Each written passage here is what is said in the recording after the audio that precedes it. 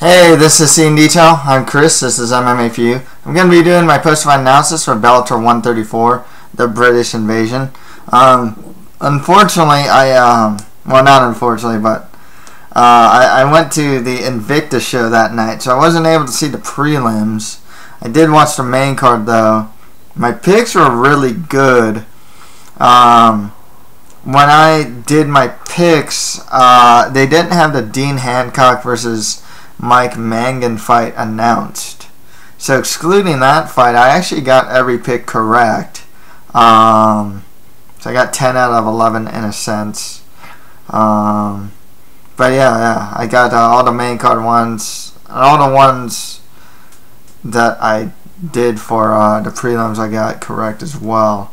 Usually I don't do Bellator post-fight analysis, but this one, it's one of the tent-pole shows, so I'll do the post-fight analysis for these tent-pole shows. So there are some cool things that are coming out of this show. Main card only. I'll just briefly go through the undercard. Blair Tugman defeated Marvin Maldonado by decision. Unanimous decision. Naaman Gracie defeated Bobby Flynn by rear naked choke in the first round. I think Naaman's actually undefeated, so they might want to use him. Gracie, the Gracie name's always something to use and promote and whatnot. Tamden McCrory defeated Jason Butcher by armbar in the first 1 minute and 6 seconds in the first round. Saw a gif of this. Man, put this guy in the main card. Please put this guy in the main card. This guy beat Brennan Ward, and Jason Butcher's solid. Give Tamden McCrory one more fight.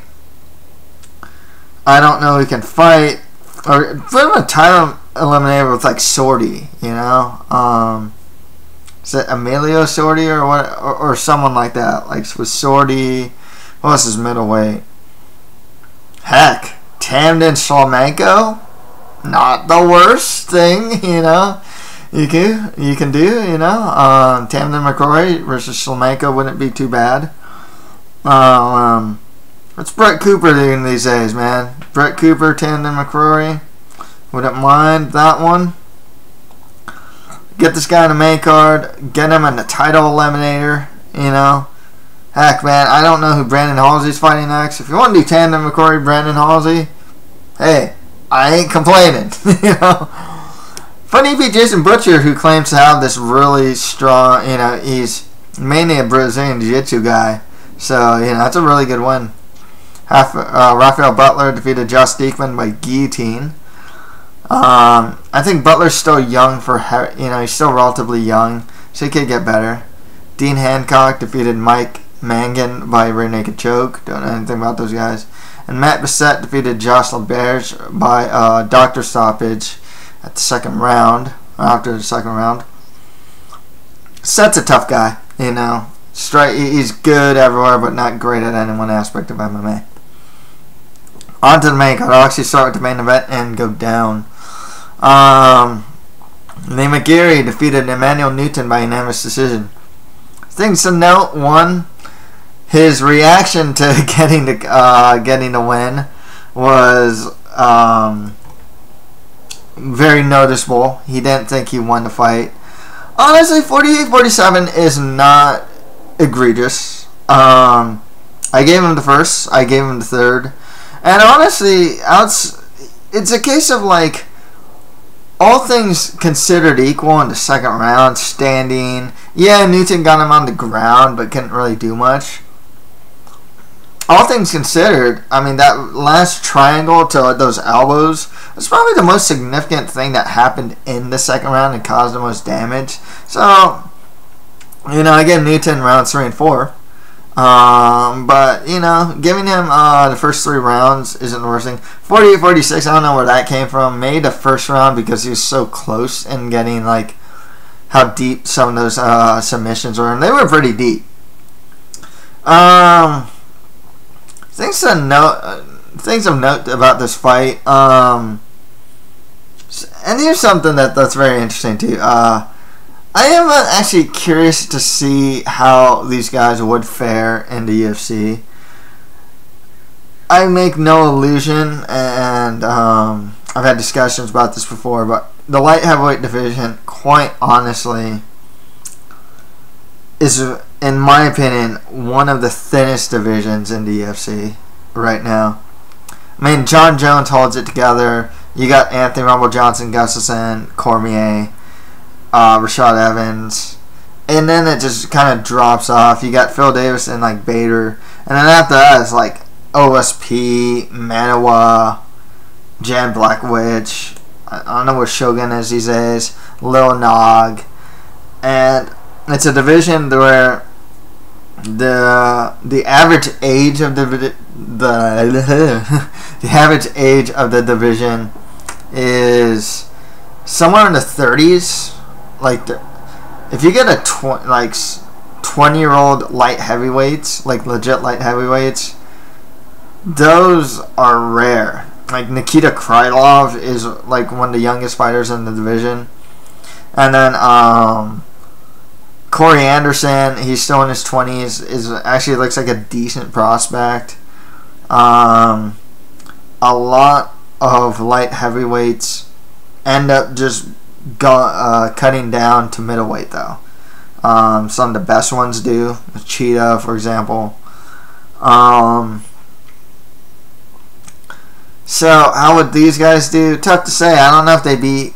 You know what? I think they got as far as Bader and Phil Davis. Both of them. You know what's funny with Newton, though? Newton actually has a style that could probably stifle Phil Davis. Quite honest truth. Honest truth. It's just... The guy actually has really good takedown defense. I mean, he's just... And even if Phil Davis can take down Newton, which, like I said, I think Phil Davis would have a really hard time doing that. I don't know if he can hold him down. And even in the stand-up, I mean, he's just so awkward. He might just be able to outpoint. He's not going to, I don't know, unless he hits a spinning back fist. His crazy movement and his, like, pot shot, like, over, you know, right hand, you know, lead head kick, or, you know, might be able to just beat, like, a Phil Davis. Just stylistically, I think he might be able to beat the guy. Bader's really solid. I see guys that can just... The thing with Newton is he actively tries to pass guard. He actively tries ground and pound.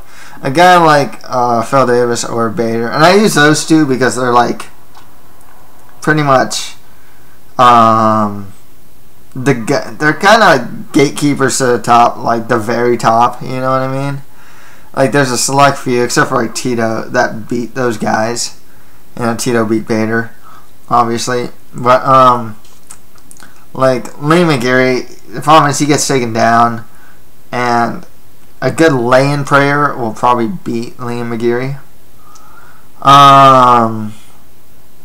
With that said, you know, I would love to see both of these guys in the UFC. Actually, I think Newton actually did a lot of, in my opinion, a lot of good for the Bellator light heavyweight division.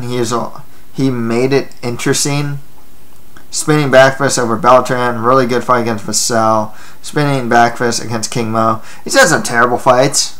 Attila Vey, that was terrible. Second King Mo fight was not very fun. He had some pretty bad fights, but he also has some good ones. He makes it interesting. He's just kind of an awkward guy, but he's, you know, characters help draw people into, you know, draw people in a sense. So I think Newton's done a lot of good for light heavyweight. But McGarry, he's the up and comer, you know. He's the guy that everyone's excited for, and for good reason. Some of the triangles and stuff he's doing on the ground, especially the side mount triangle that he reverse triangle he manages to get. You know, you just never see it in MMA. I mean, you're seeing stuff from this guy that like no one else is doing, especially at light heavyweight. You know, he can probably work behind a jab a little better. He's so tall, you know, 6'6". You know, that guy's McGarry's triangle choke game. As far as getting it is good as far as finishing it. I think Jimmy Smith had it right when he said if you just focus on one submission and focus your hips on one submission, that he'd get it. And yeah, you know, I thought that McGarry should have probably stuck with just the triangle choke. Having long legs like that, yes, you do leave space, but nonetheless, some of the offense he can do off his back is really cool. He seriously like grabs the arm, does like a knee shield over the face, or just like a leg over shoulder, so the opponent can't strike him, and then he just starts punching from the bottom, and they're actually pretty good shots. Like, so that's the thing. McGarry's, you know, he's special, and not in the sense that he'll beat John Jones per se, but he is a prospect to be very excited for. He looks like he has next level skill, elite level skill, you know. And a lot of the stuff he's doing, especially on the ground off his back, I mean, I've never seen it before, and it's surprisingly effective. Like it's especially at 205. It's just the heavier you get, you don't see that level of creativity all the time, you know. So you know, the fight was cool. You know, the first round, I mean, McGarry's just on his back, throwing triangles and whatnot, getting near submissions on Newton. Second round, Newton controlled him a little more, but at the very end, you know, McGarry gets a triangle and starts elbowing him. Third round, it's a lot of the same thing, you know, the third round. And it's funny I don't mention stand-up because a lot of stuff doesn't happen in standing in this fight. A lot of the same thing as the first, you know, just a little less of it. And the fourth and fifth, they're all sweaty. McGarry's trying to get his triangles and whatnot and game off his back. Newton's not having any of that. You know, the stand-up wasn't much. It was just kind of negligible, you know. McGarry did land a good shot or two, but for the most part, he seemed a bit tentative in his stand-up. Looks like he's really avoiding that spinning back fist. McGarry, though, I mean, he needs to work. He's, you know, at the heavier weight classes, I think that you can be older and still be a prospect. Usually, it's not the case. There's some exceptions, like Alan Jabon and like welterweight. He's like 32, 33 and still a prospect, you know, and shows like a real prospect curve in a sense, you know. Liam McGarry's just, you know, once you get into the heavier weight classes like Liam McGarry and Linton Vassell, they don't seem like totally finished products yet, you know. But yeah, McGarry, takedown defense is atrocious. I mean, he has some really bad takedown defense. He needs to get back to his feet when he gets things down to the ground. He can't play a guard game. No matter how good it is, you just can't do it in MMA. Or if you do, you have to find ways to use it to get back to your feet or get on top and cause a scramble. But you can't just use it for pure offense anymore. You know, you can't just go for triangles, arm bars, omoplatas, and it's because you're losing. A lot of times you're just going to lose a fight, you know? It just doesn't work that way. What's interesting about this, too, is as far as like who McGarry gets next, I mean, Bellator doesn't work like the UFC, you know? They put the fight that will get, like, draw the most eyeballs.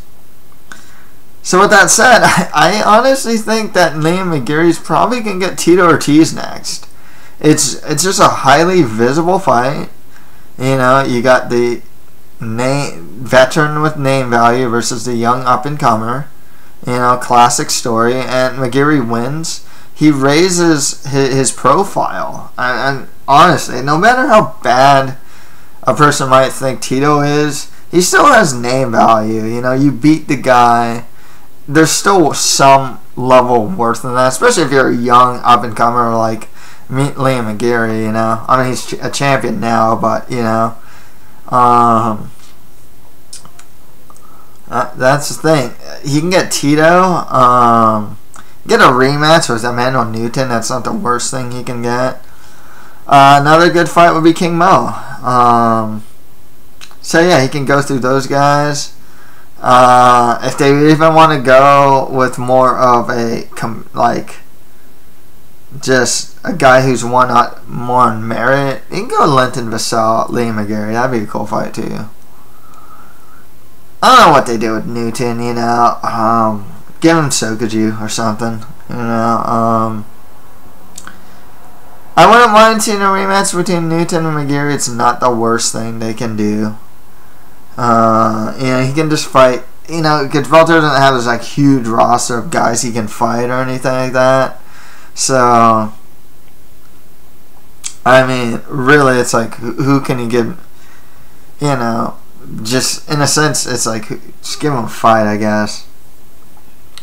So after that, Muhammad King Mo Lawal defeated Czech Congo by split decision. You know, I'm starting to expect this from a lot of King Mo fights, you know. I mean, it's either he'll get a cool knockout, maybe get knocked out himself, or else he'll have a very wrestling-heavy, grinding decision. And that was, you know, that's what happened, you know, and it's kind of what I was predicting too with this fight. Is like, okay, I know King Mo has limitations and whatnot. He has flaws. You know, his stand-up, sometimes he doesn't always have the best defense in the stand-up. He gets careless. Just because he gets careless sometimes. And whatnot. And Czech Congo, for all his faults, he's still a solid heavyweight, a good striker. Takedown defense is solid, but if King Mo can get takedowns on him, I thought it would be King Mo's fight, and that's what happened. You know, wrestling was a difference maker. Yeah, this fight wasn't terribly exciting. The post-fight was probably a little more exciting with Lawal. You know, talking smack about the Connecticut crowd. Czech Congo, actually coming to the aid of King Mo at the post-fight. So, Czech Congo is actually still one of their better, I guess, like TV draws. So, you know, they can do Czech Congo whoever they want that's available. You know, if you just want to give him a gimme fight to get him back in there, give him like Josh Diekman or something, you can do that. I mean, I can't really say there's like one big fight to give him. If I want to do title eliminator or King Czech Congo and like Volkov or something like that, I guess I can go that route as well. With King Mo, I don't want to see him stay at heavyweight. You know, I don't want to see him like fight Vitaly Minikov. I'd like to see him at 205. I'd like to actually. He's on a decent win streak. I mean, if they don't go with Tito versus McGarry, I wouldn't mind seeing Lawal versus McGarry. You know, another one that they can do is Lawal versus Tito. That would be a very interesting fight as well. So right after that, Paul Daly defeated Andre Santos by unanimous decision. You know, this is definitely a much harder fought fight for Paul Daly that he ended up winning. He got really sloppy a lot of times, but he got the win. Santos defensively is not that good in the stand-up. You know, he's there, he's game, and it really showed in this fight. With Daly, I would have liked to see Daly fight Lima. That's the big fight. But if not Daly versus Lima, I mean, they can go with Koreshkov, Lima, and just have Daly fight like someone else.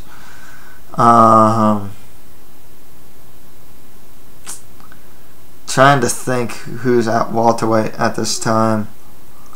So many guys are coming like in and out, you know. It just and sometimes they just give guys like gimme fights too. So,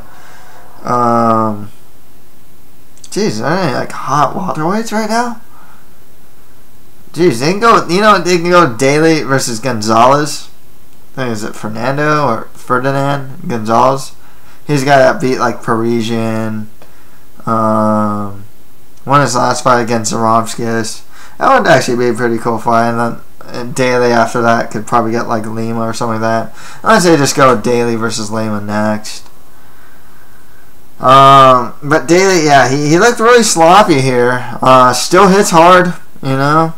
crazy hard. Any other fighter would probably get knocked out by some of the hits that Daly was connecting on Santos. Next fight after that, Linton Vassell defeated Sokoju by TKO in the second round. Is it TKO or yeah? Fight kind of went how I thought it would. Linton Vassell is really good on the ground. This guy he's big for a weight class. He's like 6'4", solid boxer as well. Fight kind of how I thought it'd go. I knew Linton Vassell would have a noticeable advantage on the ground against Sokoju. Sokoju's not that good off his back. I like Linton Vassell. You know, if he eventually fights Liam McGarry, that'd be cool. If not, it becomes a case of like whoever's there, just give this guy fights. You know, I can't really say like, oh, he needs to fight this, you know, Kelly Anunson. I don't know, or something like that. You know, it's like there's no one that's like super interesting that I'd want to see Vassell fight per se. I just want to see him fight. You know, and the Bellator roster isn't exactly like that deep. You know. And finally, Brendan Ward defeated Curtis Melander by rear naked choke in the first round. Brendan Ward's just on fire. You know, he's a good wrestler. He's a good prospect. You know, he's good at 170. He does have a problem being just over-eager, over-aggressive, and he paid for it against like Tandon McCrory. He does get tagged, but he's a good fighter. He got some heavy hands. Called out Michael Venom Page. That'd be a good and very, you know, if Ward uses his wrestling. It's a case of if Ward uses his wrestling, it'll be a tough fight for Page. If Ward just decides to strike, I'd probably go with Page. But I think that's a good, appropriate fight. It's a step up. That's the thing, you know, because the last opponent for Michael Page was Nishan Burrell. And now, you know, to coach from Burrell to Ward would actually be pretty good, you know. Melander, you know, Melander's actually a decent prospect. Everyone actually that I've heard talk about him said like he's not too bad. You know, see what happens with him. So that's it for my post-fight analysis for Bellator 134. If you have any comments, just leave them below. That's it for MMA for you. Thank you guys very much.